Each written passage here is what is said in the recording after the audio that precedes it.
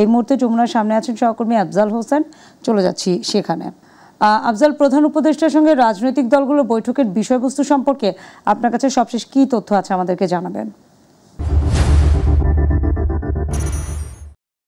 যেমনটি বলছিলেন, আজকে বাংলাদেশের অন্যতম বৃহত্তম দলগুলোর সাথে প্রধান উপদেষ্টা ডক্টর মোহাম্মদ ইউনূসের বৈঠকের কথা রয়েছে। আজকে বৈঠক করছেন বিএনপি, জামাত এবং এনসিপি দলের নেতৃবৃন্দ।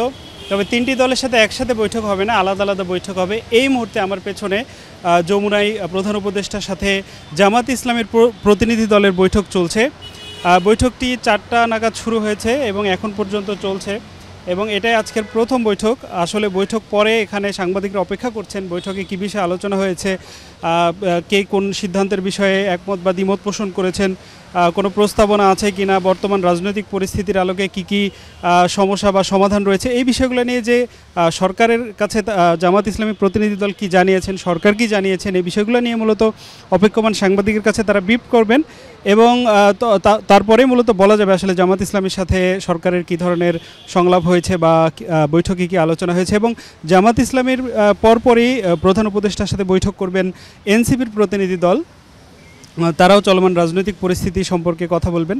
এবং সবশেষ সন্ধ্যায় 7টা থেকে 7:30টার মধ্যে বৈঠক শুরু হবে বিএনপির 8 সদস্যের একটি প্রতিনিধি দলের সাথে এবং তারপরেও তারা সংবাদ সম্মেলনে মূলত জানাবেন। আসলে আপনি জানেন বর্তমানে যে রাজনৈতিক পরিস্থিতি, বিশেষ করে গণ অধিকার পরিষদের সভাপতি সাবেক ভিপি নুরুল হক নূরের উপরে হামলার পর যে সাময়িক বিশৃঙ্খলা বা একটু অরাজনৈতিক পরিস্থিতি সৃষ্টি হয়েছে, অরাজক পরিস্থিতি সৃষ্টির প্রেক্ষিতেই মূলত আজকের এই বৈঠক।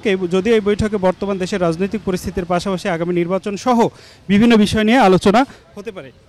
তো এখন আসলে সরকারের সাথে জামাত ইসলামের যে বৈঠক আছে, এই বৈঠক প্রায় শেষ পর্যায়ে বলে আমরা জেনেছি।